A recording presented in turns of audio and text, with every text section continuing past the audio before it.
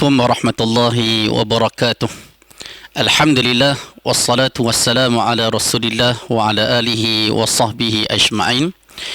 Allahumma salli ala Muhammad wa ala ali Muhammad kama sallaita ala Ibrahim wa ala ali Ibrahim wa barik ala Muhammad wa ala ali Muhammad kama barakta ala Ibrahim wa ala ali Ibrahim fil alamin innaka Hamidum Majid. Amma ba'd.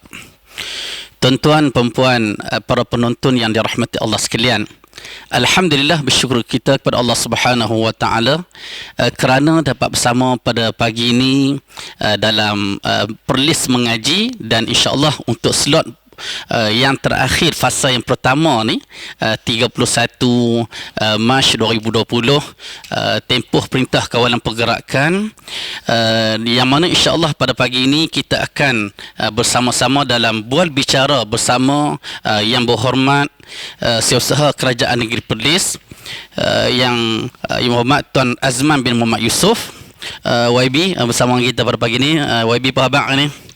Alhamdulillah sihat. Yang mana insya-Allah tajuk yang kita akan bincangkan pada pagi ini, tuan-tuan sekalian, inisiatif Kerajaan Negeri Perlis dalam menangani kesan penularan wabak COVID-19 atau COVID-19 dan perintah kawalan pergerakan. Jadi sesuai sangat wabi untuk kita bincangkan pada pagi ini. Orang dah sebut frontliner, kan, maksudnya yang terlibat di hospital, Jabatan Kesihatan Negeri. Sebenarnya YB pun adalah frontliner kepada negeri ini, tunjang ataupun benteng utama kerajaan negeri. Dan sebelum tu mungkin kita perkenalkan sikit lah untuk YB kita ni. Mungkin tuan-tuan penonton di rumah kata, ish, ni YB ni macam pernah tengok, kan. Kadang-kadang setengah tu, kadang pernah tengok tu lah kami pernah tengok dekat Negeri Sembilan, Petujuh kat Perlis. Rupanya YB kita ni kembang seiras, kan. Jadi saya pun pernah tertukar dah bila adik abang tu YB, Azmi, Cik Azmi, ada program dari Negeri Sembilan mai ke negeri, semayang di Masjid Negeri Arau. Saya panggil YB dia pun dia senyum kat saya. Dia senyum kat saya. Lepas tu dia pun cerita, Ustaz, saya ni kembang kepada YB Tuan Azman kita. Jadi YB Tuan Azman kita ni sebenarnya setahun dah di Perlis ni. Kalau kata tuan-tuan tak kenal, itu maksudnya ish tak tahu, kan. Jadi sepatutnya semua kenal lah. Selepas yang amat berhormat Menteri Besar Perlis, kalau kata penjawat awam ni, hak ketua kita kat Perlis ni kira yang berhormat Tuan Azman bin Muhammad Yusof.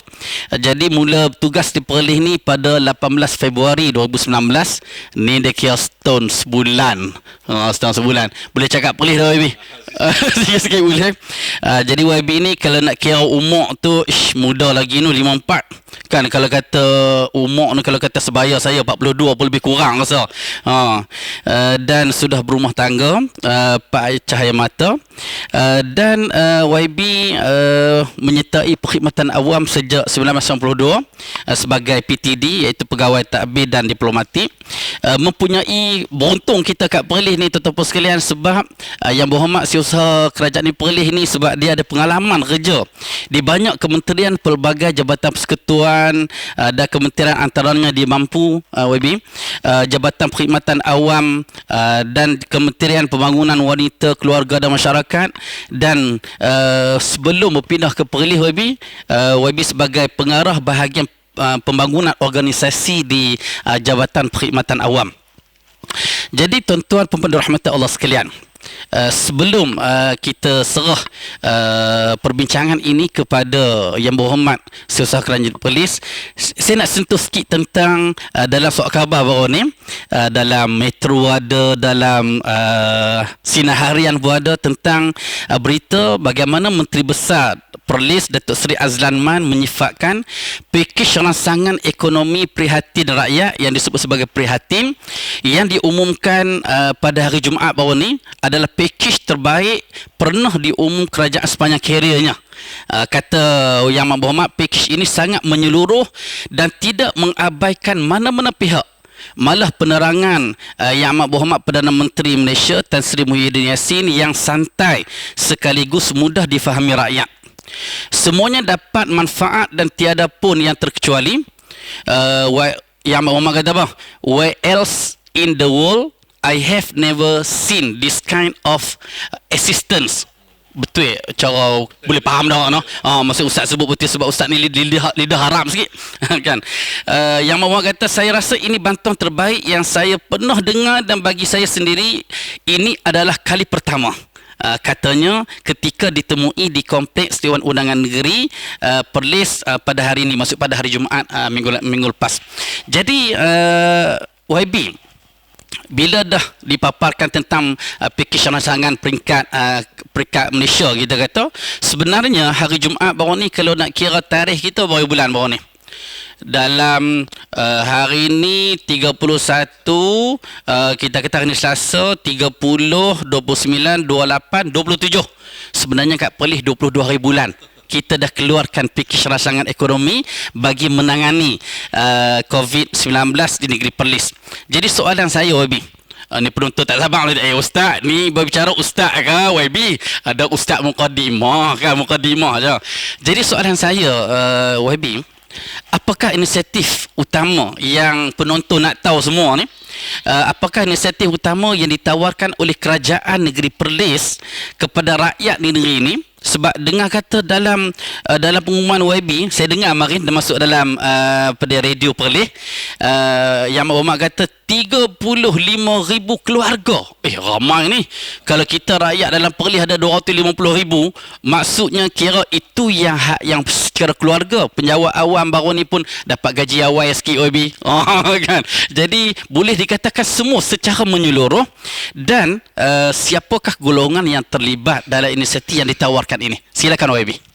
Okay, Assalamualaikum warahmatullahi wabarakatuh. Terima kasih Ustaz atas introduction yang panjang lebar juga tu. Pertama kali saya ambil kesempatan dulu lah untuk mengucapkan terima kasih kepada Jabatan Agama Islam Perlis yang telah menganjurkan program hari ini. Saya ini salah satu daripada program yang penting juga untuk kita sampaikan maklumat kepada bukan saja rakyat negeri Perlis, tapi kepada sesiapa saja yang menonton video pada hari inilah. Sebelum saya sentuh tentang inisiatif tu, secara umum lah saya boleh katakan terdapat lebih kurang dalam 21 inisiatif yang telah diperkenalkan selaras seperti mana yang telah dikeluarkan oleh pihak kerajaan negeri melalui kenyataan akhbar yang menyatakan kita berikan tumpuan kepada kumpulan-kumpulan yang terkesan, yang agak-agak macam tertekan lah dengan keadaan semasa ini, kerana bila dikeluarkan perintah kawalan pergerakan tu, maka ramailah yang akan terkesan, khususnya mereka yang berada dalam pendapatan yang miskin ataupun yang berniaga kecil-kecilan dan sebagainya lah.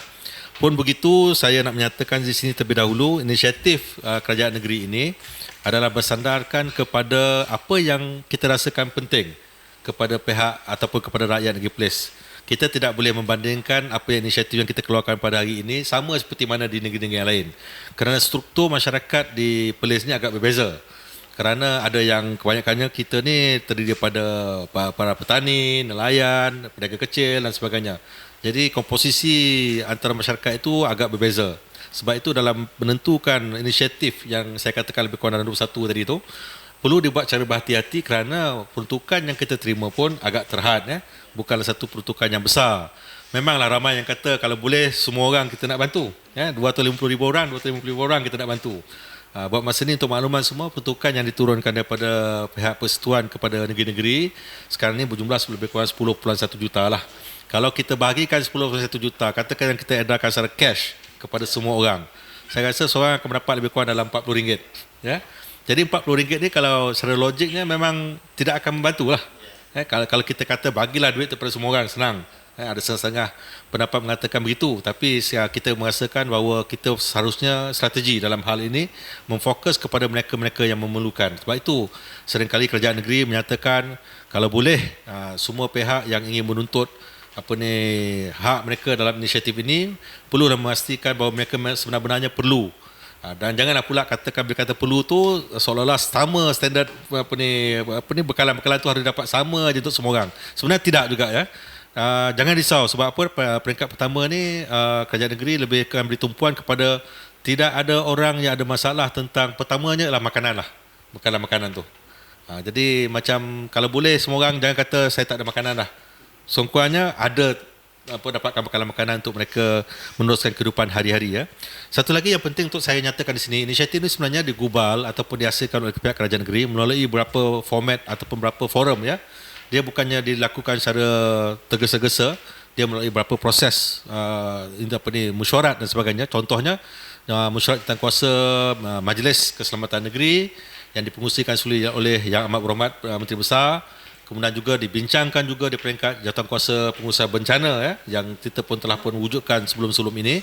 Selain itu pada baru-baru ini pun kerajaan negeri ya, dengan persetujuan daripada Yang Amat Berhormat Menteri Besar telah bersetuju juga untuk memantau bagaimana peruntukan-peruntukan ini dibelanjakan di peringkat pusat khidmat adun lah.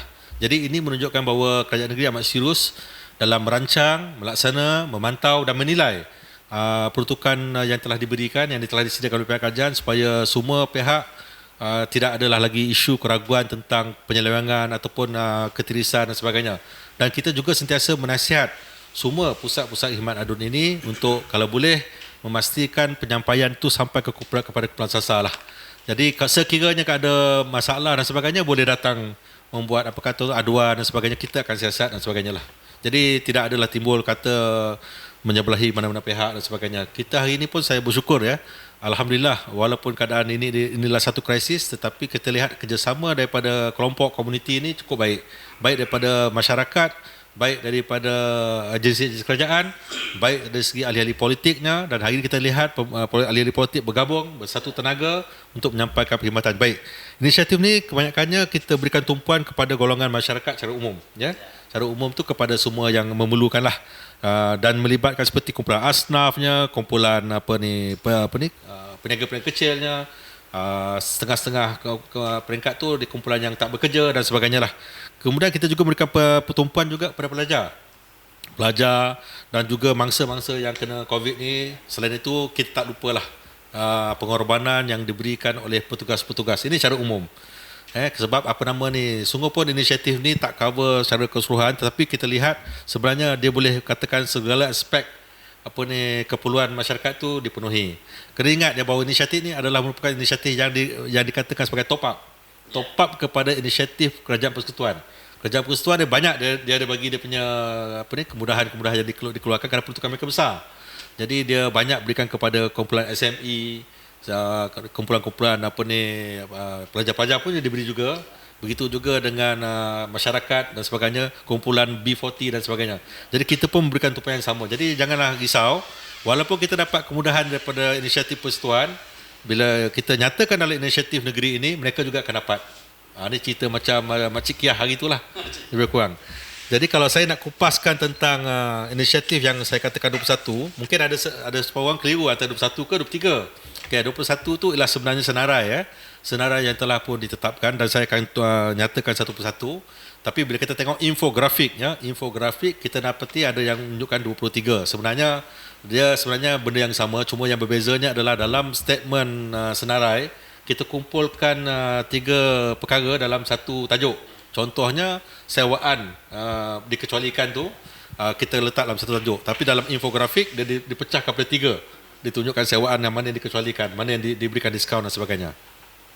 Macam saya katakan tadi, peringkat pertama inisiatif yang kita berikan tumpuan kepada masyarakat secara umum ialah bekalan makanan.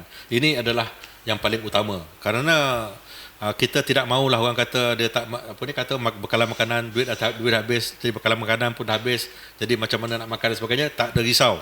Pergi saja ke pusat khidmat, dapatkan perkhidmatan daripada mereka, isi borang tertentu dan orang tu kalau layak dan sebagainya akan diberi. Even kalau mesti kata dalam keadaan sebelum COVID dia sebenarnya tak layak, tapi bila masuk COVID dia layak sebab situasi berbeza ya. Sebelum COVID dia mungkin senang, semasa COVID tiba-tiba bisnes dia jatuh. Jadi ini menyebabkan dia jatuh dalam kategori yang memerlukan.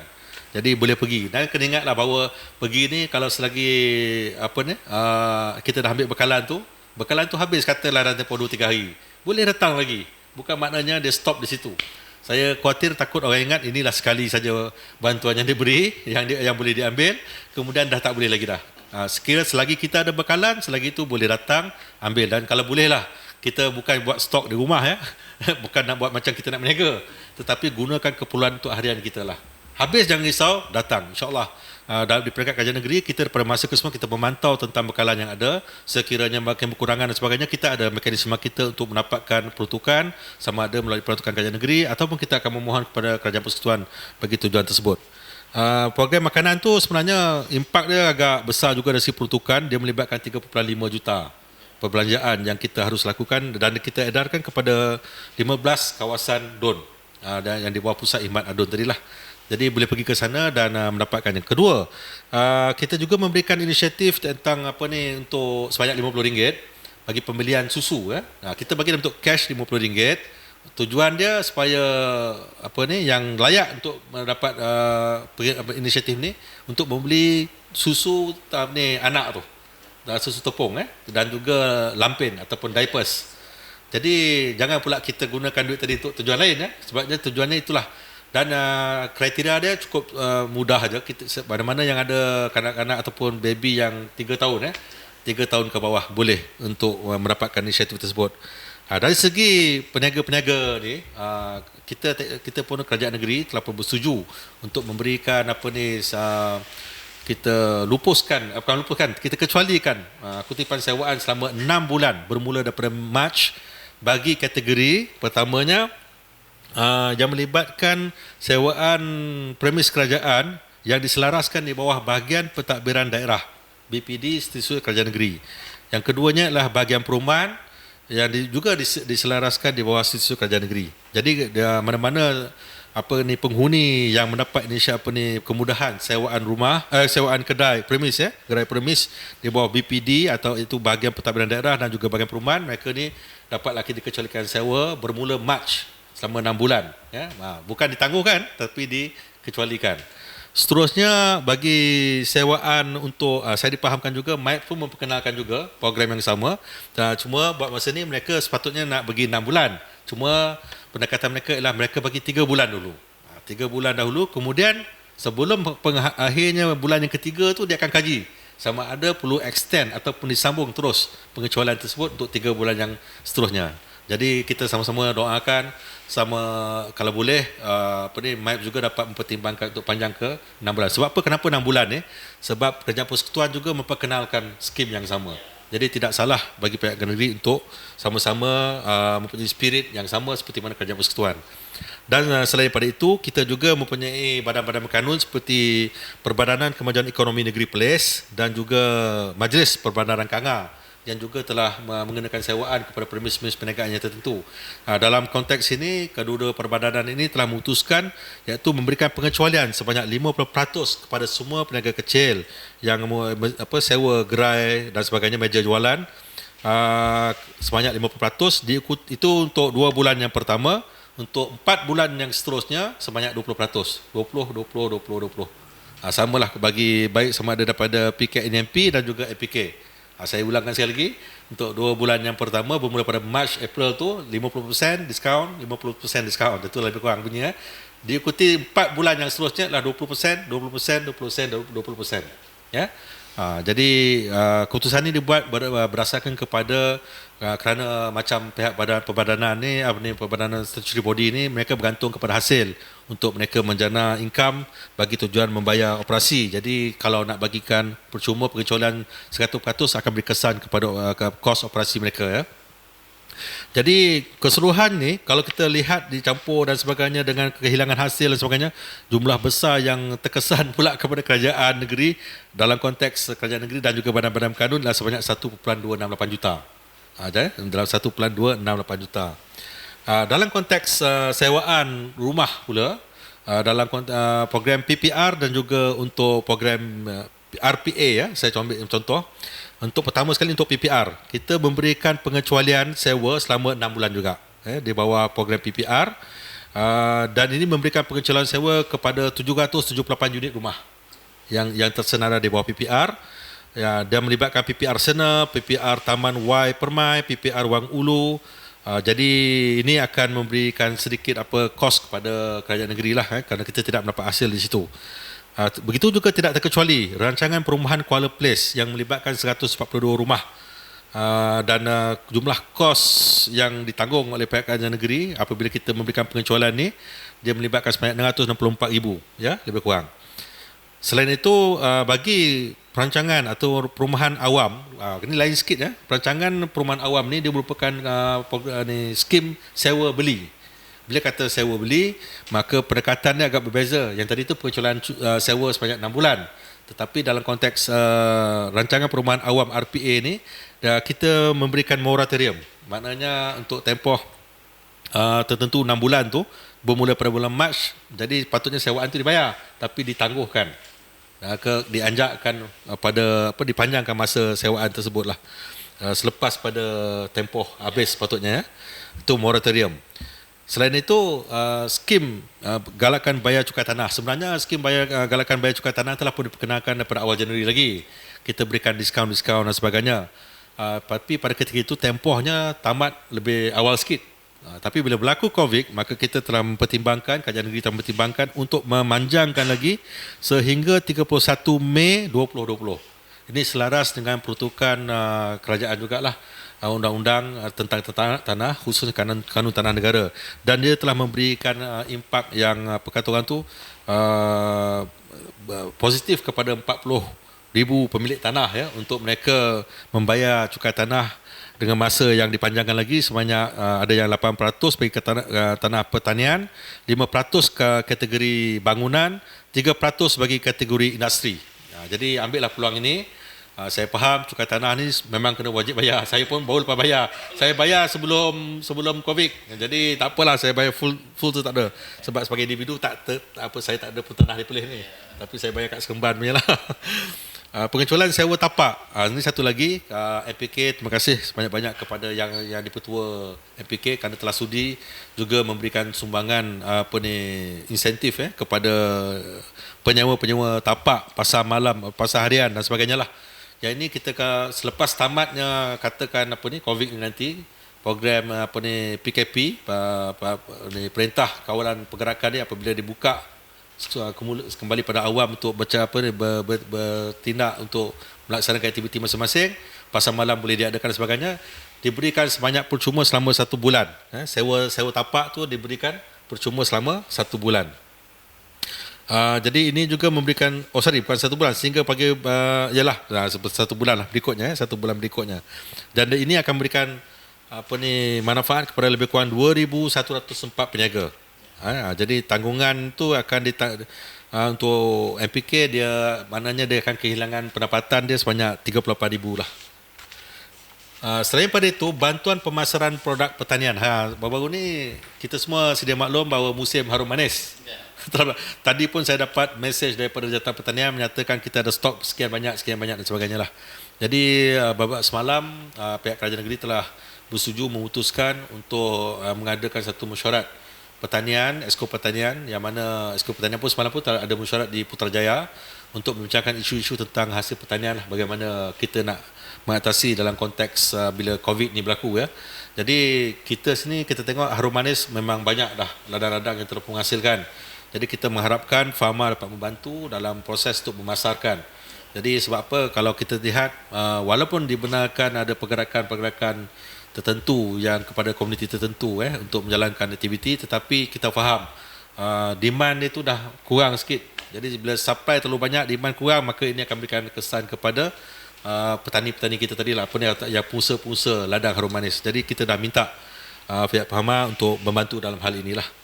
Dalam konteks bantuan asnaf, ini pihak Majlis Agama Islam Perlis sekali lagi ucapkan terima kasih kepada CEO Ustaz Nazim yang telah bertukar lumus. Saya boleh dikatakan hampir setiap hari dapat juga dia punya mesej dia untuk mendapatkan kelulusan, keputusan dan sebagainya daripada kita sebagai ahli lembaga kan, untuk membantu masyarakat, khususnya masyarakat asnaf.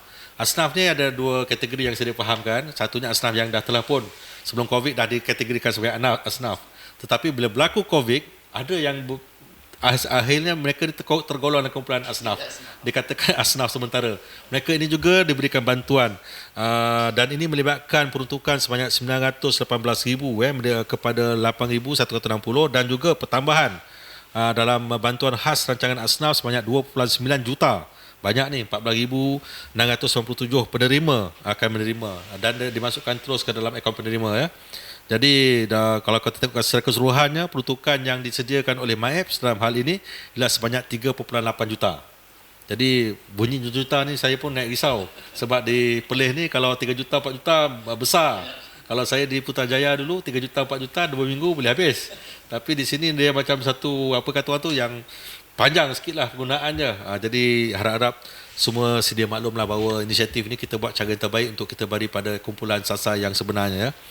Dan seterusnya bayaran balik pinjaman pelajaran. Kerajaan negeri ada menyediakan pinjaman pelajaran kepada pelajar-pelajar. Kita juga bersetuju untuk menangguhkan bayaran balik kepada pelajar-pelajar tadi untuk tempoh 6 bulan bermula pada bulan Mac. Jadi jangan risau, tak perlulah tergesa-gesa untuk bayar pinjaman yang telah dibuat. Dan ini melibatkan kalau tempoh 6 bulan tu kita tangguhkan 6 bulan tu kerajaan negeri tak dapat hasil apa-apalah selama 6 bulan tu berjumlah 30,000 ya. Bantuan kebajikan bulanan biasanya di bawah Jabatan Kebajikan Masyarakat. Mereka ni selalu dapat hujung bulan. Jadi kita faham bila semua orang dah mula terdesak dan sebagainya, kita minta Jabatan Kebajikan Masyarakat, saya rasa mereka pun dah mendapat green light daripada kementerian bahawa pemberian wang bantuan kebajikan bulanan itu dipercepatkan kepada kalau boleh kepada 25 hari bulan. Kalau boleh awal lagi bagus. Dan ini melibatkan 24 juta. Ini peruntukan sedia ada lah. Bantuan kepada pesakit COVID juga kita tak lupa sebab mereka ni pun adalah orang yang paling terkesan dan saya sebagai kerajaan yang amat prihatin juga dalam perkara ini, kita memberikan juga one-off insentif sebanyak RM1,000 kepada yang positif COVID, manakala sekiranya berlaku bangsa COVID telah meninggal dunia, kita akan beri pada waris sebanyak RM2,000. Ini juga telah diputuskan dalam mesyuarat di peringkat kerajaan negeri. Tak lupa, yang ini pun penting bahawa walaupun kita kerajaan ni diminta untuk bekerja di rumah, kita dah keluarkan surat silalah duduk dekat rumah dan sebagainya, tetapi sebenarnya sebahagian besar kita ni, separuh daripada kita ni rasanya lah berada di luar ni kerana menjalankan tugas. Contohnya pegawai-pegawai perubatan, staf perubatan, Angkatan Tentera, Polis Diraja Malaysia, Angkatan Tentera, rela dan macam-macam lagi. Dan macam SUK pun ada juga. Macam saya pun minta maaf saya ni bukanlah kata tak nak duduk rumah, kalau boleh nak duduk selalu, tapi bila kena panggil mesyuarat saya kena pergi. Tapi saya ni walaupun diberikan kebenaran untuk keluar, saya terang saya cakap saya tak keluar selalu. Saya tak keluar, saya hanya memantau dari segi menggunakan ni lah ni WhatsApp group ke WhatsApp apa ke daripada laporan-laporan orang, dan arahan juga diberikan secara WhatsApp. Malah saya dah mengurangkan birokrasi. Tak perlu nak buat memo dan sebagainya, hanya dengan keputusan melalui WhatsApp saja sudah boleh melaksanakan tindakan. Dia boleh ambil screenshot kepada keputusan tersebut untuk direkodkan. Saya pun dah beritahu kepada pihak audit, apabila selesai COVID ni janganlah ikut peraturan yang bukan, maknanya janganlah buat audit berdasarkan peraturan yang sebelum ini yang secara konvensional, tetapi kita dah ada teknologi, maka kita gunakan teknologi untuk memastikan perubahan proses kerja kita untuk mengatasi masalah birokrasi tersebut lah. Selain itu, kita juga kepada frontliners ni, pertama yang kita berikan tumpuan adalah supaya mereka ni bila bertugas adalah bekalan makanan. Dan ini melibatkan peruntukan sebanyak RM520,000 kepada petugas-petugas sebanyak 2,968 orang. Yang ini angka ni sebenarnya telah diberi sendiri oleh pihak yang diselaskan oleh pihak PDRM bersama dengan ATM. Jadi rela pun terlibat di situ dan macam-macam lah. Yang mana sukarelawan-sukarelawan yang telah dilantik oleh pihak yang berkenaan untuk tujuan tersebut. Frontliners ni juga selain pada bekalan makanan, kita menyediakan peruntukan sebanyak RM912,000 kepada petugas-petugas sepanjang tempoh PKP ni. Ada dia punya allowance dia lah. Kita kena faham saya sendiri kalau ikutkan kadang-kadang tak mampu juga nak buat macam mana dia lakukan. Bayangkan mereka bertugas pada waktu siangnya, pada waktu petangnya, pada waktu malamnya, berada di luar, terdedah kepada ancaman wabak dan sebagainya. Dia bukan satu perkara mudah. Dan kita hargai sebenarnya pengorbanan yang dilakukan oleh petugas-petugas tersebut. Jadi saya haraplah masyarakat memberikan kerjasama, dan saya juga melihat beberapa video dalam YouTube ataupun dalam yang diviralkan, tunjuk ada kadang-kadang emosi tu terganggu juga apabila dia dicabar dan sebagainya kan. Saya amat berharaplah kepada petugas sabar dalam kita menjalankan tugas. Memang kita ni akan diduga oleh kumpulan-kumpulan tertentu, dicabar oleh kumpulan tertentu, tetapi kita lakukan tugas kita dengan lebih profesional. Sebab kita kena faham, bila kita menghadapi masalah, kadang-kadang kita kawalan emosi itu susah sikit. Jadi inilah kenapanya pegawai kerajaan sentiasa diberikan pendedahan dalam kursus-kursus mereka untuk mengawal emosi dan sebagainya dalam menjalankan tugas apabila berdepan dengan masyarakat yang sudah tentunya akan menunjukkan rasa macam marah dan sebagainya lah. Jadi bersabar ya semua. Kemudian kepada pelajar, kita hari itu bila ada sedikit apa kata orang tu, mula-mulanya confusion lah, apa-apa macam keliru sikit apabila kata pelajar-pelajar yang di universiti ni kena balik ke tak balik. Tapi setelah diputuskan pelajar itu dikekalkan di universiti yang berada di asrama contohnya, maka kerajaan negeri itu terpanggil untuk memberikan sedikit bantuan kepada mereka on top daripada kerajaan persekutuan, iaitu sebanyak RM100 seorang. So kita dah kena pasti mereka ni sejumlah 2,000 orang. Jadi ini memberikan peruntukan kita implikasi kewangan sebanyak 200,000. Dan ini juga akan diberikan kepada semua universiti ataupun IPT yang berada di sekitar place lah ya. Bantuan juga kita beri, yang ni saya hold dulu sekejap, saya nak sentuh yang lain dulu sebelum saya kata bantuan kepada Kumanzasa. Pihak syarikat air Perlis juga, terima kasih ya kepada CEO yang telah mencadangkan kepada kerajaan negeri dan kerajaan negeri bersetuju ya, untuk memberikan percuma penggunaan air 20 meter padu pertama. Maknanya kalau dia pakai 30 meter padu, 20 meter padu pertama tu free, yang 10 meter padu tu yang kena bayar. Tapi di rekod kita kebanyakannya kita ni menggunakan kurang daripada 20 meter padu kot. Janganlah mandi sepanjang masa kan. Tapi kalau mesti kata kita macam normal tu rasanya bawah pada 20 meter padu. Dan ini telah pun memberi manfaat kepada lebih kurang 66,735 akaun, pemegang akaun ya. Dan anggaran peruntukan yang terlibat yang terkesan kepada SAP syarikat air Perlis adalah sebanyak 500,000. Saya dipahamkan 66,735 ni hampir satu Perlis ni lah kot rasanya pemegang akaun pemegang akaun yang berkenaan. Kita juga telah menggunakan jentera kerajaan. Tadi kita kata agensi kerajaan, kemudian kita menggunakan pusat imadun. So dah pusat imadun juga kita mohon juga untuk bekerjasama dengan JKK. So sekarang ini JKK juga memberikan perkhidmatan, menyampaikan bekalan-bekalan ataupun segala bentuk insentif kepada pihak yang berkenaan.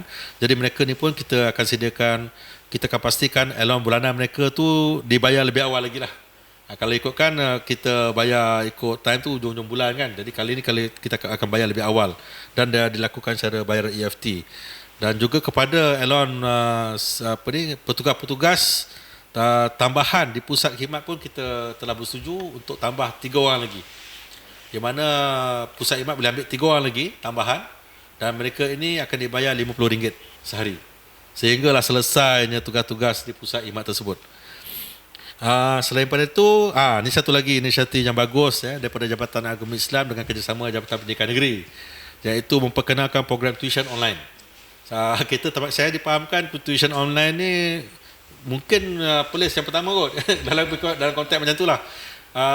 Kita berbincang, kita bersetuju untuk berikan pertukaran sebanyak 15,000 daripada kerajaan negeri kepada pihak Jabatan Pelajaran Negeri dengan kerjasama Jabatan Agama Islam Negeri Perlis, begitu juga Majlis Agama Islam Perlis, di mana nanti akan ada sekumpulan guru, cikgu mereka akan merakamkan ataupun berkongsikan bagaimana mempelajari satu subjek dan direkodkan dan akan jadikan satu pembelajaran online kepada pelajar-pelajar. Ini pelajar Ustaz kan?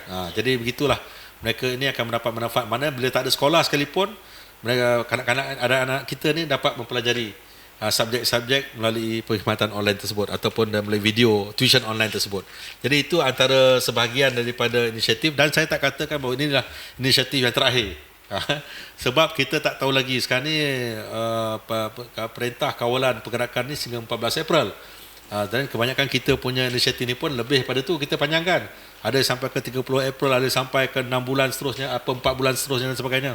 Jadi kita sentiasa mencari jalan untuk mengenal pasti apa lagi bentuk-bentuk bantuan yang kita boleh beri. Ada yang berbentuk dalam bentuk kewangan, ada yang bentuk yang bukan kewangan. Jadi harap semua bersabar, saya faham semua tertekan, tetapi kita nak menguruskan perkara ini secara profesional. Sebab itu dalam konteks mengatasi masalah krisis di negeri Perlis ini, dalam konteks COVID agak berbeza sikit kalau kita ikutkan jika kita bandingkan urusan bencana-bencana yang lain, macam bencana banjir, bencana tanah runtuh, bencana bangunan runtuh macam Twin Towers, itu is totally different cara pengurusan dia. Bila kata COVID ni adalah satu wabak. Bila kata wabak ni kita tak tahu kat mana nak kena ni. dan dia pula bergerak mengikut orang yang kena.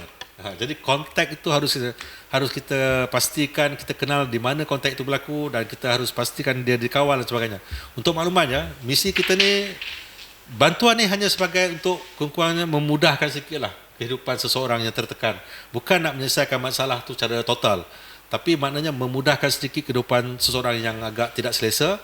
Tapi yang pentingnya adalah kita mesti menghentikan wabak COVID ini. Sebab itu saya dalam banyak arahan-arahan saya tetap mengatakan kita harus pastikan pergerakan kita dikawal, dan kalau boleh kita hentikan penularan wabak COVID ini. Kerana wabak COVID ini kalau tidak terhenti, mungkin dia akan ambil masa sama setahun dan sebagainya, mungkin tak tahu 6 bulan lagi ke atau 4 bulan lagi ke dan sebagainya.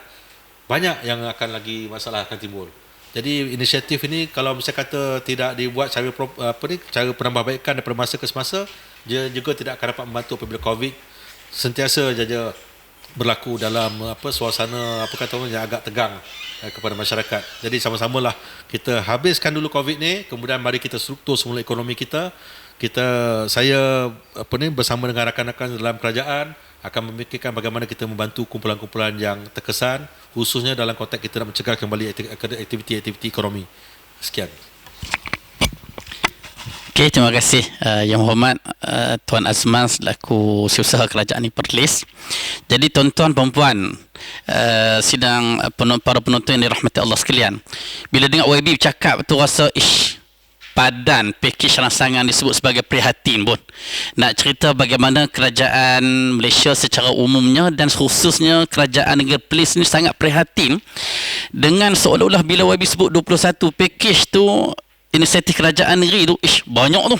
Seolah-olah YB yang bottom 40, middle 40 dan top 20. Oh, kecil putih kan. Jadi bottom B40 ni maksudnya yang masyarakat lebih kurang dalam masyarakat kita ada 40% yang pendapatan yang paling sederhana lah dianggarkan 4,300 ke bawah. Lebih kurang dalam 40%. 40% lagi middle 40, maksudnya yang pertengahan, gaji lebih kurang 9,600 hingga 4,000, dan top 20. YB top 20 kot. Kami ni mungkin middle kot YB. Jadi tuan-tuan perempuan dirahmati Allah sekalian, dalam inisiatif ni kita tengok bukan setakat kerajaan negeri, bahkan Majlis Agama Islam dan Adat Istiadat Melayu Perlis yang dipetuanya Duli Yang Tak Amat Mulia Tuanku Raja Muda Perlis, alhamdulillah pun kita tengok banyak inisiatif yang ditawarkan. Sebagai YB cerita tadi, maksudnya kita masih MAIP sediakan kaunter agihan, disediakan kita kata peruntukan agihan makanan melalui kerjasama NGO, JKM. Lepas tu pengecualian awal bayaran sewaan yang YB sebut tadi, yang MAIP 3 bulan mungkin kena nak selaraskan 6 bulan. Lepas tu dengan program Perlis Mengaji yang kita ada sekarang ni fasa pertama YB rilah ni, dan itu esok kita sambung fasa kedua pula tu 1 April hingga 14 April. Dan bantuan khas rangsangan asnaf yang melibatkan 2.9 juta, petu tuition online yang mula esok YB, yang YB sebut peruntukan 15,000 tu. Terima kasih kerajaan negeri. Jadi kami kat sini ni YB macam frontliner kat, tambah pahala kami lah kan. Kemudian dakwah bilhal, sekarang ni semua masjid dah bergerak dah dengan bantuan tambahan daripada MAIP baru ni sebanyak 7,500 kepada semua amil masjid negeri Perlis, dan bantuan kecemasan masjid. Maksudnya ni antara yang kita sebut inisiatif MAIP. Dan saya nak ulang kepada tuan-tuan sekalian, sebab bila dengar OB cerita tadi tu, rasa Ustaz boleh ulang sekali lagi. Ni Ustaz nak ulang ni. Sebenarnya poster tu dah kita paparkan dah. Hak YB nak cerita hari ni tuan-tuan sekalian sebagai tambahan je. Sebab kadang hak duk rumah ni Quran tak rajin nak baca, WhatsApp pula baca bila kita hantar inisiatif, bukan dia pun nak tengok sangat kan. Jadi dengan kita ada program live macam ni bersama YB ni, YB dapat cerita apa yang kita kata inisiatif yang disediakan oleh pihak kerajaan. Jadi antaranya peruntukan kita kata keperluan makanan asas, peruntukan khas adun. Saya dengar kemarin YB yang Mak Berhormat sebut masa-masa 22 hari bulan Mac baru ni, peruntukan kepada semua YB adun ni, tak kira parti mana YB. kita sebagai penjawat awam ni, kita seronoklah bila parti politik ni semua boleh berkawan sekali, terutamanya nak menangani penularan COVID-19 ni, maybe. Jadi semua 15 adu ni pada pengumuman awal baru ni 10,000, dan tambahannya sampai selepas Yang Berhormat Perdana Menteri mengumumkan 250 bilion tu. Jadi tambahan yang kerajaan negeri sediakan kepada YB adu ni sebanyak 230,000. Hak saya dengar kemarin lah. Jadi modal untuk saya bercakap pagi ni lah. Itu peruntukan khas adun. Kemudian ada bayaran sewa beli rumah RPM. Kemudian kita ada nasihat kerajaan negeri dalam menangani kesan ni, maksudnya melibatkan rakyat, golongan asnaf, usahawan, petani, kaki tangan kerajaan, frontliner yang YB sebut tadi tu, yang kita kata kita yakin je B40 pun terlibat, M40 terlibat, bahkan T20 terlibat. Hak T20 baru ni kita kira yang gaji masuk awal lah kan, termasuklah frontliner yang terdiri pada doktor-doktor. Jadi hak mana yang suami dia doktor tu mungkin ada lah sikit dia, sambil dia mengasuh anak kat rumah tu, kan. Kemudian skim bayaran cukai tanah, walaupun kita minta hak mana kena banyak cukai, bayar lah, kan, bayar lah. Sekurangnya kerajaan ni nak guna duit itu boleh guna untuk jadi hasil kerajaan, kecuali hak kurang tu kita bagi tempoh, kan YB, kan. Okey, bayaran balik penyambung pelajaran yang YB sebut tadi, bayaran sewa rumah PPR, kemudian bantuan pembelian makanan asam untuk asnaf, bantuan kebajikan bulanan. Allah Akbar, sangat prihatin tuan-tuan sekalian. Potongan sewaan gerai, ni dah kedai kena tutup ni, kan. Jadi nak banyak sewa, macam mana hasil tak ada, kan. Pengecualian sewaan gerai, bantuan pemasaran produk pertanian yang YB sebut tadi akan bersama dengan farmer apa semua tu. Bayaran gaji penuh, kan. Hak penuh ni bukan hak tetap je, yang kontrak, yang sambilan semua dapat gaji penuh, alhamdulillah, kan. Bayaran gaji awal, hak baru ni lah 23 hari bulan. Harap YB yang April pun bagi awal sama lah, kan, insyaAllah. Dan bantuan kepada pesakit positif COVID-19, maksudnya tekanan kat mereka ni. Kita sebab hak kita tak terkena pun kita rasa prihatin yang kita ni, kesian kat mereka. Kadang yang bukan kata ni, yang kuarantin tu pun dah kita kata dah mental dah di situ tu. Bantuan makanan pula asas, face mask dan hand sanitizer, wang tunai kepada waris semasa COVID, Masya Allah. Jadi semua ni YB, saya rasakan semua rakyat Perlis yang 250,000 ni tak dapat banyak pun terkesanlah dengan rangsangan ni. Bukan rangsangan, merangsang, kan. Jadi maksud package rangsangan ni seolah-olah macam semua terlibat belakang, alhamdulillah. Dan untuk seterusnya YB, untuk pusingan yang kedua ni, sekarang ni kita dah 11.45, kita ada masa lagi YB, insyaAllah. Sebab rakyat kat luar sana pun nak dengar, tak apa Ustaz, bagi YB cakap 2 jam pun tak apa, kan. Jadi untuk soalan yang kedua YB, apakah sumbangan kerajaan negeri kepada frontliner? Walaupun kita ni mungkin YB di siasat kerajaan negeri adalah frontliner kepada kerajaan negeri ni, cuma yang dimaksudkan untuk keadaan semasa ni dalam tempoh perintah kawalan pergerakan ni, yang disebut sebagai frontliner ni ialah mereka yang terlibat dengan Jabatan Kesihatan Negeri, hospital, klinik kesihatan, yang di Perlis ni 3,000 orang lebih kat tu. Yang YB sebut bantuan lebih kurang 912,000. Ustaz apa ya? Sebab apa? Sebab bini Ustaz pun terlibat juga dalam tu, kan. Jadi apakah sumbangan kerajaan kepada frontliner yang merupakan benteng utama dalam kita menghadapi COVID-19 dan pesakit yang dijangkiti COVID-19? Walaupun YB dah umum dah sebut dah tadi, cuma hak ni sebagai sekali lagi supaya mereka yang kita kata bersabarlah. Sabar ni payah sebenarnya, tetapi apa yang Tuhan janjikan untuk orang yang bersabar, innama yuwaffas sabirun ajrahum bighairi hisab. Sesungguhnya Allah memberi ganjaran kepada mereka yang bersabar dengan pahala yang tidak ada hisab dia. Maksudnya, kita pahala ni satu kebaikan kita buat diganda 10, diganda 70, diganda 700. Untuk orang bersabar ni YB, tidak ada had sempadan untuk pahala yang mereka dapat. Jadi antara yang kena bersabar, dan mudah-mudahan kita doakan dan mereka istiqamah dan bersabar, ialah frontliner. Apa keprihatinan kita YB? Terima kasih Ustaz sekali lagi kerana membangkitkan semula perkara yang penting ni juga kepada frontliners. Dalam konteks frontliners ni, macam saya katakan juga, sama seperti mana yang lain, kita ada dalam bentuk dua keadaan lah. Pertama, pada segi kita berikan peruntukan kewangan. Yang keduanya dalam konteks peruntukan yang bukan kewangan. Contohnya dari segi kewangan ya, kita ada allowance yang berbentuk, ada yang RM400, ada yang RM200. Itu detail itu saya tak ada sekarang ni, tapi dia memang ada diperuntukkan. Malah akan ada yang dapat daripada kerajaan persekutuan, ada yang dapat top up daripada kerajaan negeri. Itu yang terlibat daripada segi perubatan dan sebagainya. Begitu juga yang frontliners yang bertugas di Padang pun mereka juga ada macam kata peruntukan kewangan juga diberi kepada mereka untuk bertugas. Selain pada peruntukan kewangan, kita juga memberikan juga sokongan dalam bentuk material lah. Contohnya kalau keperluan-keperluan ketika bertugas itu memerlukan mask, sanitizer, kemah dan sebagainya. Termasuklah juga yang di hospital mereka nak menggunakan baju khas tu. Saya dipahamkan bekalannya dia punya raw material ada dah di hospital. Cuma nak menjahit tu siapa dia. Jadi hari itu kita dalam mesyuarat pun kita dah berbincang. Kita dapati ada agensi kerajaan yang sanggup membantu untuk menjahit. Contohnya daripada Politeknik di Arau tak silap saya. Kemudian juga pihak Kemas pun menawarkan juga tanpa sebarang kos lah untuk jahitan tersebut. Jadi ini adalah antara perkara-perkara yang kita berikan ketengahkan. Kita juga faham ada setengah peringkat PDRM memerlukan kemah-kemah.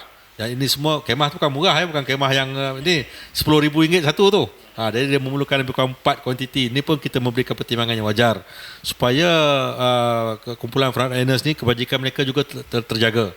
Tak adalah mereka bertugas dalam keadaan panas terik. Apa kata orang tu bila time hujan dan sebagainya. Nasib baik kita ni hujan jarang kan. Kalau hujan selalu nak kena juga baju hujan dia dan sebagainya. Jadi memang kita memberikan usaha untuk bantu frontliners sebaik mungkin.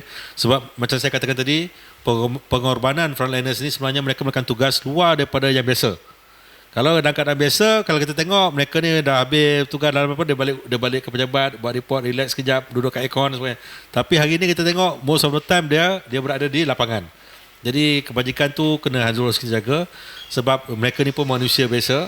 Dari segi emosi pun kita kena kawal. Saya pun dipahamkan ada beberapa agensi pun mengharapkan saya turun untuk berikan semangat. Jadi kalau tuan-tuan nampak saya turun tu bukanlah makna saya engkar perintah kawalan berkerakan. Tapi sebenarnya saya turun untuk sama-sama kumpulan berkenaan untuk memberikan sokongan dan juga akan semangat kepada mereka. Kerana bila kita turun ni orang lain akan rasa macam mereka ni dihargai jugalah pengorbanan mereka tu. Jadi walaupun saya tak berikan mereka dalam bentuk yang lebih daripada apa yang patut kita beri, tetapi sekurang-kurangnya kehadiran saya sebagai setiausaha kerajaan negeri itu dapat memberikan mereka semangat untuk terus menambah bakti. Dan saya juga bercadang untuk pergi bukan saja kepada agensi frontliners, mana-mana agensi lain yang tak terlibat dalam frontliners sekalipun. InsyaAllah lepas ni saya akan cuba ziarah juga. Mereka juga menjalankan tugas di bangunan-bangunan masing-masing. Jadi kita harus tengoklah. Sebab nanti kalau kita tengok yang frontliners yang dekat tepi jalan ni saja, nanti yang lain pula kata apa, SUK tak pergi. Saya kalau boleh nak pergi semua sekali, tapi faham-fahamlah masa saya agak limited. Kebanyakan masa saya ni tertumpu kepada pemantauan tentang tindakan-tindakan yang diambil, isu-isu yang dibangkitkan dalam kumpulan WhatsApp. Saya baca semua WhatsApp group ya. Pelis aktif, cakap saja apa, JKKK punya kumpulan saya baca. Dan kadang-kadang saya bukan nak menjawab dalam tu, sebab kadang-kadang bila kita nak menjawab dalam WhatsApp ni, dia tak sampai dia punya maksud yang sebenar. Jadi saya nak mengelakkan kesalahfahaman, saya nak mengelakkan berlakunya debate dan sebagainya. Jadi saya ambil semua cadangan sama ada dia positif atau negatif dan kita bawa ke mesyuarat. Jadi kerajaan negeri akan mempertimbangkan mana-mana yang dia agak rasa macam rada rasional, kita berikan keputusan yang baik untuk mereka. Jadi saya mengharapkan masyarakat bertenang, mengawal emosi masing-masing, boleh memberikan pandangan, kalau boleh masyarakat juga berikan semangat kepada kami lah dalam jentera kerajaan ini untuk melaksanakan tugas, berikan kerjasama dan perlu diingat bahawa dalam kita melakukan semua ini sebagai usaha, tapi yang menentukan kejayaan kita ni Allah Subhanahu Wa Taala juga. Macam saya katakan tadi, misi kita adalah misi untuk menghentikan penularan wabak COVID-19 ni. Yang keduanya, kita kalau boleh kita nak meredakan ketegangan di kalangan masyarakat yang tertekan dengan menggunakan memperkenalkan inisiatif-inisiatif ini. Dia hanya sebahagian daripada untuk usaha untuk mengurangkan rasa tekanan itulah. Tapi yang paling penting tuan-tuan dan puan semua, kita harus sedar bahawa kita ni sebenarnya wujud ni kerana dalam konteks berpasangan hidup mati, macam tu lebih kurang, lelaki perempuan dan sebagainya. So dalam konteks ini, bila wabak ni diturunkan, maka mesti ada bersebab. Ada sebabnya. Jadi kita mungkin tak tahu apa sebabnya, tetapi dalam kalau sesiapa yang membaca tafsiran dalam pengujahan ulama-ulama dan sebagainya, sesuatu yang diturunkan oleh Allah Subhanahu Wa Taala itu mesti bersebab. Dan kebanyakan sebab-sebab yang bila dalam bentuk dugaan, mungkin dalam bentuk rahmat sekalipun, kita sebenarnya diduga. Sama ada dalam keadaan senang ataupun tidak senang. So sekarang, kadang-kadang sekarang ni kita tidak senang, mungkin ada satu kelemahan yang berlaku dalam diri kita. Jadi kita harus lihat bahawa benda itu wujud. Saya tulis dalam Facebook saya, kita kena akur bahawa kita ada kelemahan. Dalam kita sedar daripada kelemahan ini, maka kita harus melakukan sesuatu, iaitu kita memohonlah doa kepada Allah SWT untuk mengangkat kembali wabak ini keluar daripada masyarakat kita, supaya kita semua kembali berada dalam keadaan sejahtera. Dan diharapkan dengan keadaan kesejahteraan ini, ramai kita akan cuba mengatasi kelemahan kita di masa akan datang, insyaAllah. Terima kasih Yang Berhormat Tuan Azman, Setiausaha Kerajaan Perlis. Jadi tuan-tuan, para penonton yang dirahmati Allah sekalian, ni kita masuk pusing yang terakhir ni. Jadi YB ni kalau nak kira kat Perlis ni abang besar kah kepada penjawab-penjawab awam? Kami ni macam adik-adik lah. Jadi dalam Perlis ni,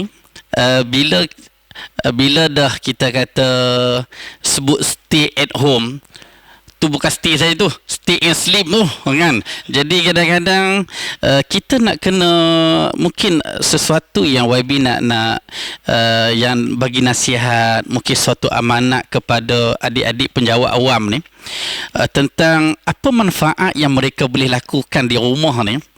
Tak semestinya stay at home ni, stay and sleep, mungkin stay and work at home kan.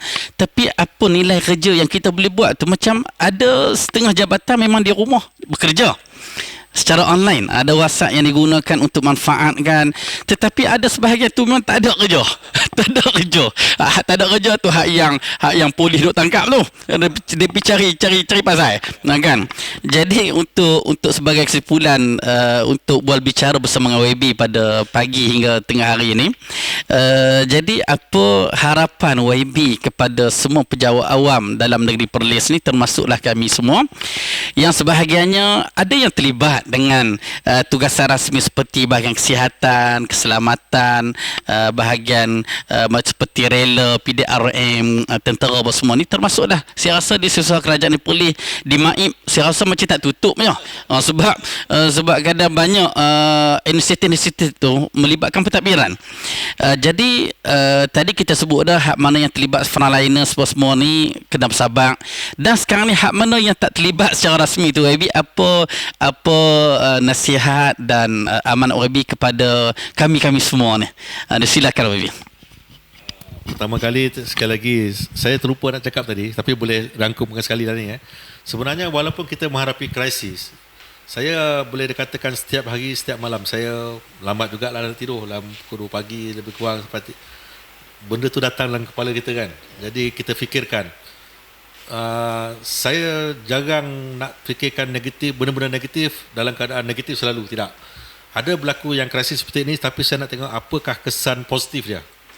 So dalam hal yang pejabat awam yang dikenali bertugas di rumah ataupun yang tak bertugas di rumah tu, inilah masanya untuk kita muhasabah diri kita, memikirkan kembali apakah yang sepatutnya dilakukan oleh jentera kerajaan sekiranya kita berada dalam satu situasi yang sama di masa hadapan. Inilah masa untuk kita berfikir, sebab masa kita bekerja mungkin kita tak sempat nak fikir benda-benda macam ni. Tapi bila kita terkesan dalam keadaan ini, di sini timbul. Sebab itu saya sendiri hari itu ada juga mesej kepada pihak tertinggi kerajaan dengan beberapa idea. Contohnya kita sekarang ni kita sebenarnya dah lama memperjuangkan digital government ya. Jadi bila kata, tapi perjuangan itu sama ada take up dia very fast atau very slow, agak berbeza di antara negeri-negeri. Tapi dalam konteks kita hari ini, kita lihat boleh berlaku kerja di rumah, boleh berlaku cara mobile, boleh buat perkhidmatan cara online. Di sinilah berlakunya kita kena ada satu centralized, contohnya information dan sebagainya, satu maklumat yang berpusat. Kerana kalau kita tengok itu, idea itu datang pada ketika tu. Jadi kalau masa kata hari ni kita tengok, sekejap je kerajaan kata A, suddenly keluar satu cerita B pula yang memberikan gambaran bahawa terdapatnya perkabaran-perkabaran yang tidak benar. Jadi siapakah yang nak mengesahkan? Di manakah kita nak merujukkan maklumat-maklumat yang benar ini? Di sinilah jentera kerajaan harus memainkan peranan. Kemungkinan kita perlukan rujukan satu pusat rujukan.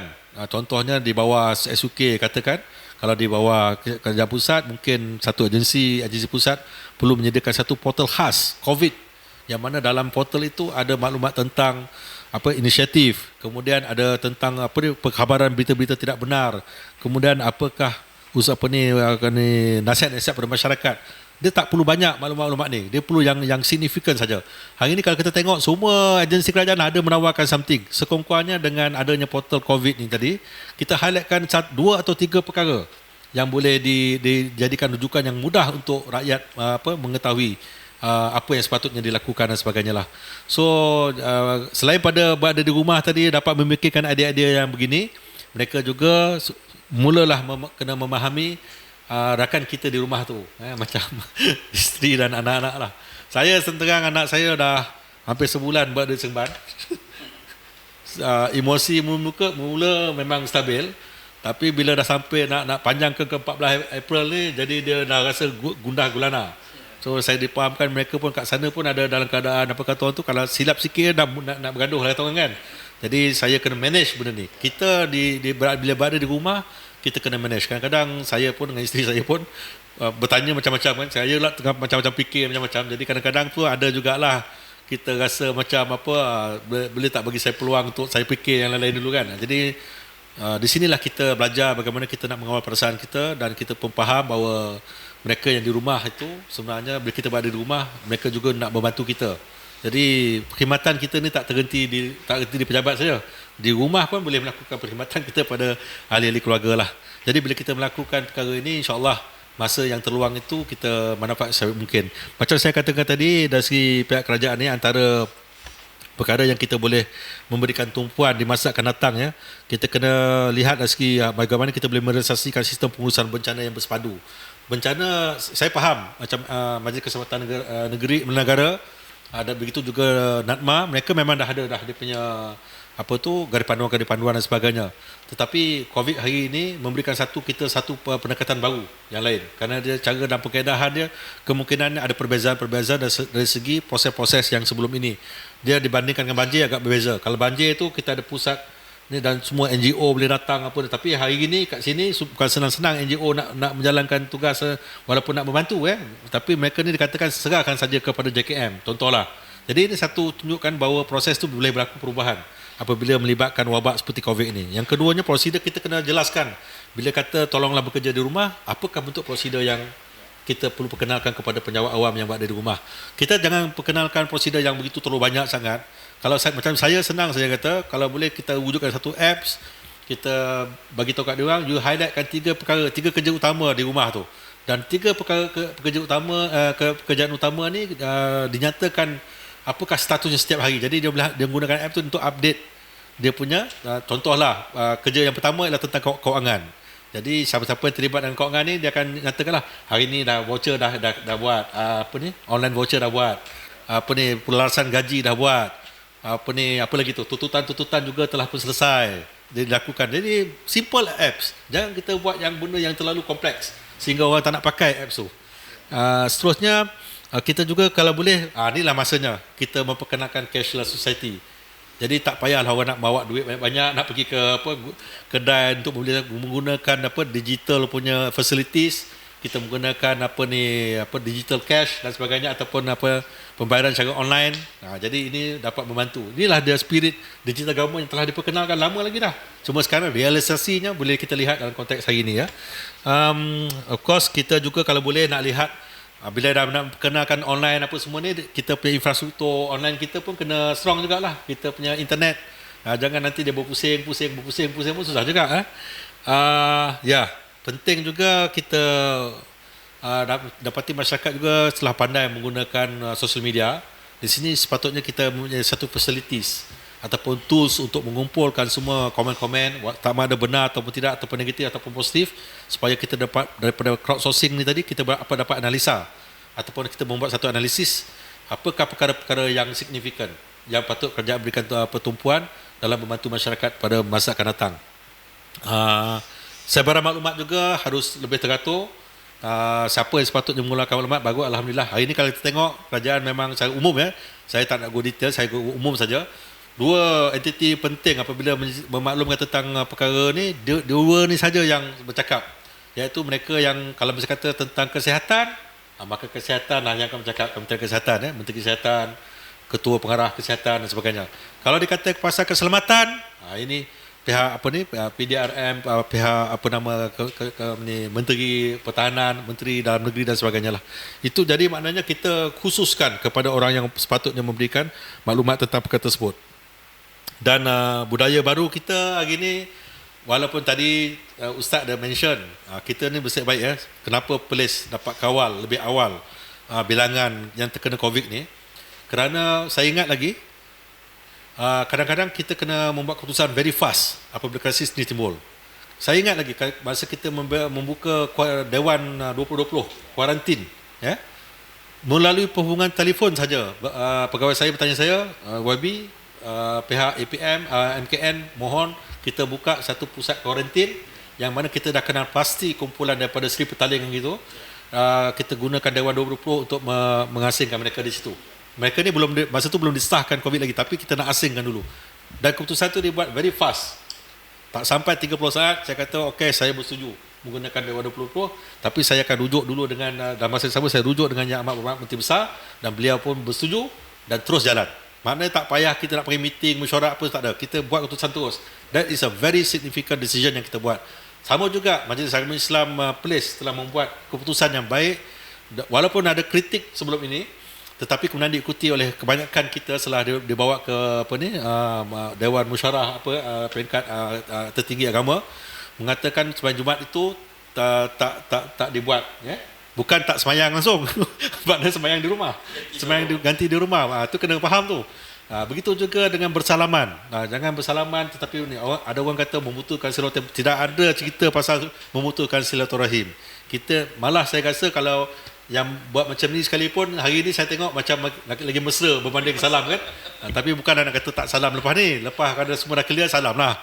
Jadi maknanya itu dia simple decision but give high impact kepada kesan kepada kita dapat menyekang penularan wabak COVID. Dia tahniah juga lah kepada Majlis Agama Islam dan juga Jabatan Agama Islam dalam konteks untuk memastikan bahawa walaupun saya rasa kalau saya tu nak buat keputusan tu susah juga nak kata jangan buat sembahyang Jumaat kan. Jadi rasa susah tu kalau saya tu. Tapi alhamdulillah dengan adanya pemikir-pemikir agama yang telah merujuk kepada kitab-kitab, dan saya percaya benda itu ada dan alhamdulillah dapat dilakukan dengan baik. Jadi kita masyarakat ni memanglah ada yang tak sampai pun ilmu ke situ, maka akan mengkritik dan sebagainya. Tapi bersabarlah, hari ini alhamdulillah masyarakat telah lihat kesannya baik kepada masyarakat. Alhamdulillah lepas pada ini, bila COVID ni dah tak ada dan selamat untuk kita berjamaah kembali, kita kembali berjamaah. Itu saja. Terima kasih. Okay, terima kasih YB Setiausaha Kerajaan Negeri Perlis. Dan tuan-tuan puan dirahmati Allah sekalian, ni kira Ustaz nak simpulkan dah ni. Kira kalau duduk kat rumah tak apa, sambil dia kalau kata dalam masjid ni kadang nak kena bersila pakat kebah kaki belakang sejam ni YB. Ni kat rumah atas katil pun boleh tengok online ni, santai, jangan duduk lena sudah. Kan.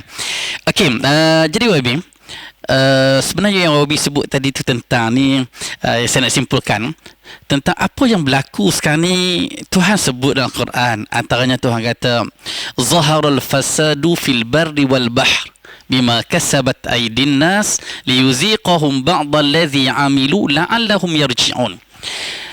Tuhan sebut dalam ayat ni zaharul fasad, berlaku kerosakan di darat dan di laut. Punca dia kasabat aydin nas, tangan-tangan manusia. Tangan-tangan manusia. Liyuziqahum ba'dal ladzi amilu. Tuhan kata nak bagi orang yang buat tu dia rasalah. Mudah-mudahan Tuhan kata la'allahum yarji'un, mudah-mudahan mereka kembali kepada Allah Subhanahu wa taala. Jadi apa yang berlaku ni tuan-tuan sekalian, secara hikmahnya wabak ini mungkin azab kepada orang kafir, tetapi ujian, dan mungkin ini sebagai kafarah untuk umat Islam. Semasa ni lah YB, tadi YB kata peringkat kerajaan dah boleh kerja secara digital dah. Kita kata ni antara hikmah. Mungkin kita berhati-hati, inilah masa untuk bersama dengan keluarga. Ni mungkin masa untuk kita fikir apalah masalah kita selama ni. Mungkin amar ma'ruf nahi munkar dalam masyarakat kita mungkin ada masalah dari sudut sistem tu. Tuhan nak peringatkan kita. Kemudian kita sebagai penjawat awam ni, hak benda yang sebaran umum yang tidak diketahui kepastian dia, dalam Al-Quran Allah Subhanahu wa taala berfirman, fasalu ahla zikri in kuntum la ta'lamun. Hendaklah kamu bertanya kepada orang yang mengetahui, orang yang tahu. Dalam bab agama kita tanya orang agama. Dalam bab kesihatan ni, sebelum pukul 12 pakat fauk dah. Keputusan hari ini telah bertambah 200 kes. Padahal pukul 12 ke atas baru dikumpulkan jumlah kes banyak mana. Biasanya ketua pengarah kesihatan pukul 5 petang baru dia umum dalam berita pukul 5. Kan? Jadi kita sebagai pejabat awam, kita lah yang nak kena perbetulkan keadaan ni supaya masyarakat awam tidak terpengaruh dengan sebaran-sebaran yang tidak diketahui tentang kepastiannya. Dan YB yang terakhir, ni akhir betul ni. Ni akhir betul ni. Yang YB cerita tadi tu inisiatif kerajaan negeri, dan sedikit kita sentuh berkaitan dengan inisiatif MAIP. Hal ni nak sentuh JAIB pula. Mungkin pengarah duduk kat rumah lah ni, dia pernah dengar, ni Ustaz Sajuddin wakil JAIB ni sebut sama hak kami ni JAIB sama ni. Jadi Ustaz nak sebut lah. Sebenarnya kita JAIB alhamdulillah, kita telah mencadangkan satu program perlis mengaji dengan persetujuan kita kata dulu yang tak mulia Tuanku Raja Perlis lah, Tuanku Raja Muda.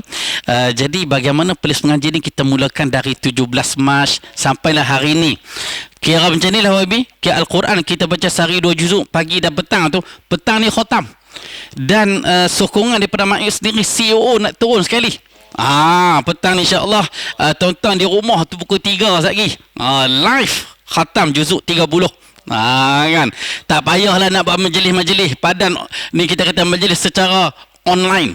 Live dari rumah masing-masing. Jadi banyak program yang kita laksanakan, dan mungkin saya nak sentuh di sini tuan-tuan sekalian tentang inisiatif JAIB bersama dengan MAIP dan Jabatan Mufti Negeri Perlis. Dan untuk fasa yang kedua ni, Perintah Kawalan Pergerakan 1 April hingga 14 April, kita perkenalkan tuition online yang Wabi sebut tadi tu. Ni ada tambahan kerjasama bersama dengan Jabatan Pelajaran Negeri Perlis. Jadi saya nak sebut secara mudahnya, kita mula kuliah subuh pukul 7 pagi, pukul 8.30 pagi mengaji Al-Quran 1 juzuk. Lepas tu pukul 9.30 pagi kita ada kuliah duha oleh Ustaz Khairul Ikhwan. Pukul 11 pagi untuk fasa kedua ni kita akan mula dengan tuition waktu pagi 11 pagi dan 12.30 hari UPSR. Dan tengah hari kuliah zuhur pukul 2 petang ada kuliah, dan pukul 3 petang mengaji pula juzuk yang seterusnya. Sehari 2 juzuk, hari Jumaat 3 juzuk, jadi 14 hari 30 juzuk lah. Dan malam pula kuliah maghrib kita mula pukul 8 malam. Jadi kuliah ni ada 3 lah, kuliah subuh, zuhur dan maghrib, tambah dengan kuliah duha jadi 4. Jadi pukul 9 malam tuition pula untuk yang kita kata slot yang ketiga. Dan pukul 10 malam slot yang keempat, hak ni melibatkan SPM. Jadi mudah-mudahan tuan-tuan sekalian, di samping kita duduk kat rumah tu, kita manfaatkan masa kita secara live ataupun secara, sebab dalam Facebook Jabatan Agama dan Facebook Suara Sunnah YB, kalau tak tengok live pun dia ada rakaman. Maksudnya kira tekan situ keluar. Bukan semestinya kita kata tak terlepas live, rugi kami tak ada dah live. Ada lagi, buka situ akan keluar video yang secara live tu, kita seolah kita tengok secara rancangan secara tertunda lah.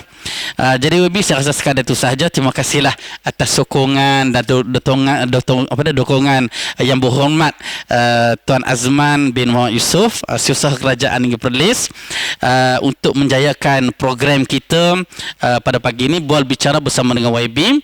Mudah-mudahan tetapi sekalian, terima kasih juga yang sudi bersama dengan Bual Bicara ni, walaupun kami tak nampak muka kat rumah tu, tapi kami anggap tuan-tuan duk tengok kami lah. Semoga Allah merahmati dan manfaatkan masa kita. Dan yang terakhirnya, ucapan terima kasih kepada kerajaan Nepalese, MAIPS dan tuan-tuan sekalian. Aku qauli hadza wa astaghfirullahal azim li wa lakum. Sallallahu ala nabiyyina Muhammad wa ala alihi wa sahbihi wasallam. Assalamualaikum warahmatullahi wabarakatuh.